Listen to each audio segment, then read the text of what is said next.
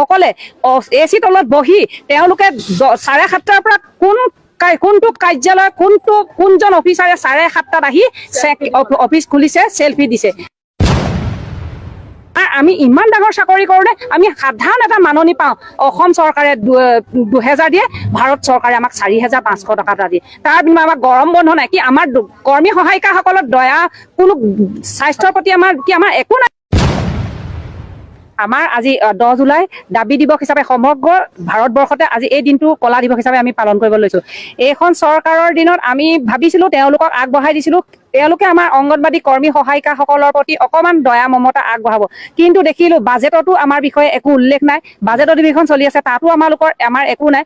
আমাৰ কণ শিশুসকলক যিখিনি তেওঁলোকে ডাল খিচিৰি বা চুজি হালোৱা মালৈ প্ৰেৰণ কৰিছে, তেওঁলোকে সেইখিনি অতি নিম্নমানৰ বুলি কিয়নো কৈছোঁ, হয় সেইটো খাদ্য তেওঁলোকক পশ্চিমীয়া খাদ্য হিচাপে যথেষ্ট উন্নত মানৰ, কিন্তু আমাৰ অসমীয়া মানুহৰ কাৰণে সেইটো আমি নহয় বুলি ভাবোঁ। কিয়নো আমাৰ অসমীয়া মানুহৰ থলুৱা খাদ্যখিনিহে তেওঁলোকৰ কাৰণে বিশেষকৈ প্ৰয়োজনীয়। আৰু আমাৰ কেন্দ্ৰত আপোনালোকে 7:30টাৰ পৰা 11:30টালৈকে আমাৰ কেন্দ্ৰ চলাবলৈ দিছে। এই ডাঙৰ অফিচাৰ সকলে এচি তলত বহি তেওঁলোকে 7:30টাৰ পৰা কোনটো কাৰ্যালয় 7:30টাৰ পৰা চলে আপোনালোকে আমাক আপোনালোকৰ বাৰ্তা মিডিয়া চেনেলৰ জৰিয়তে প্ৰেৰণ কৰিব বিচাৰিছে। কোনটো কাৰ্যালয় কোনজন অফিচাৰে 7:30টাত আহি অফিচ খুলিছে সেলফি দিছে।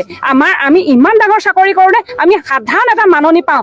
অসম চৰকাৰে 2000 দিয়ে, ভাৰত চৰকাৰে আমাক 4500 টকা এটা দিয়ে। তাৰ বিনিময়ত আমাক গৰম বন্ধ নাই কি, আমাৰ কৰ্মী সহায়িকাসকলৰ দয়া কোনো স্বাস্থ্যৰ প্ৰতি আমাৰ একো নাই নেকি। দিনক দিনে ভাবুকি আহিছে। আমাৰ ছোৱালীয়ে আজি এইটো দিনত অৱসৰ ল'বলৈ বাধ্য হৈছে।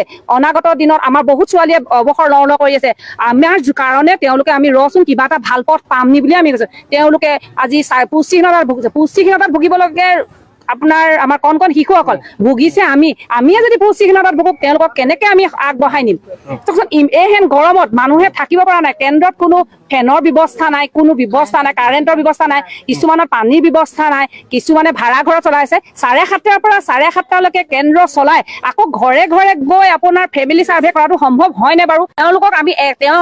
আপোনালোকৰ চেনেলৰ যোগেদি এটা বাৰ্তা প্ৰেৰণ কৰিব বিচাৰিছোঁ যে আমাৰ যিটো সেই মাননি সলনি মজুৰি কৰি দিয়ক। আৰু তেওঁলোকে আমাৰ FRS প্ৰমাণীকৰণতো বাধ্যতামূলক কৰিছে, কিন্তু এইটো বাধ্যতামূলক নহয়, কিয়নো চবৰে আধাৰ কাৰ্ডটো সম্ভৱ নহয়। আধাৰ কাৰ্ডত যদি আপুনি মোবাইল নাম্বাৰ চেঞ্জ কৰে তেতিয়াও আপোনাৰ নোসোমায়। আমাৰ বহুত হিতাধিকাৰী বঞ্চিত হৈছে।